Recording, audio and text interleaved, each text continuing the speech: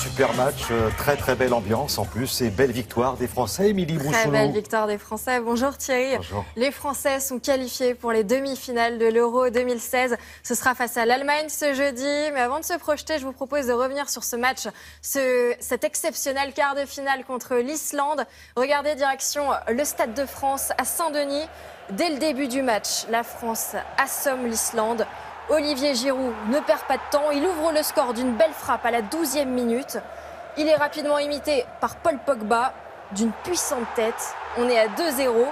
Juste avant la pause, les Bleus s'offrent 2 autres buts en seulement 2 minutes.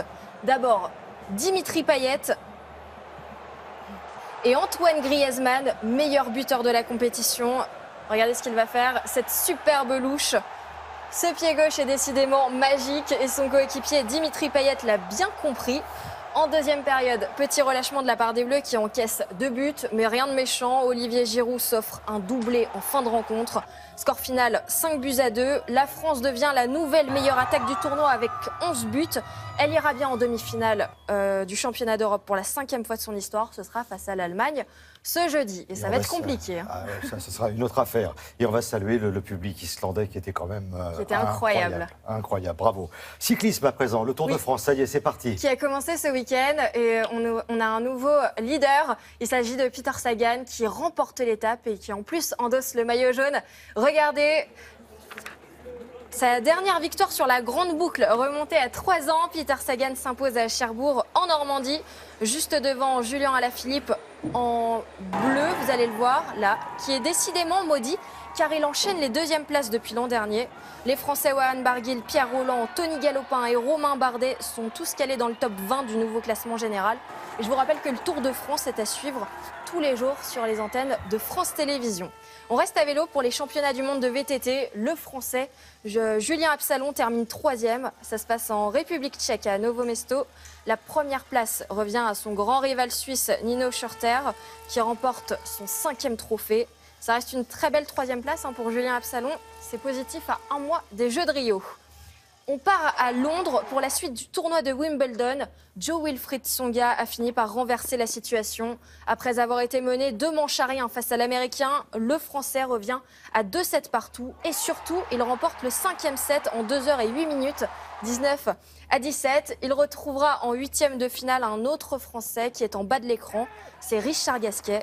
Il s'impose face à Albert Ramos Vinolas. Alors là aussi, c'était mal parti. Le Français s'incline dans le premier set et finit par remporter la partie en 4 manches.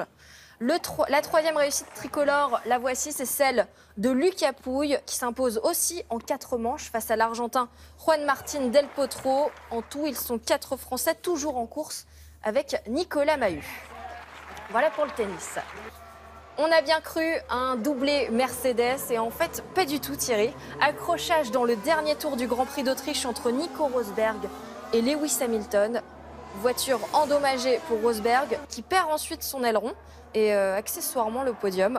Hamilton s'impose devant Max Verstappen et Kimi Raikkonen. Et Rosberg, lui, est finalement 4e. C'est le grand perdant de ce Grand Prix. Ouais, ça fait 2 fois qu'ils s'accrochent tous les deux. Il faut régler ça très très vite. Bon, et on termine avec du golf. Oui, le 100e Open de France. Le vainqueur n'est pas français, il est thaïlandais, regardez. C'est lui, excusez-moi pour la prononciation, Thong Chai Jaidi. C'est exactement ça. Il est en rose, il a 46 ans. Il remporte le 100e Open de France avec 4 coups d'avance. La dernière fois qu'un Asiatique avait remporté l'Open de France, c'était en 1971. Je ne me risquerai pas à calculer combien ça fait, mais ça fait longtemps. Et je voulais vous montrer une petite image. L'Eagle d'Andy Sullivan.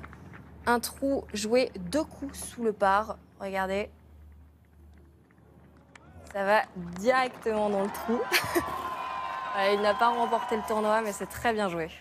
Merci beaucoup, Émilie. À bientôt, j'espère. On continue après.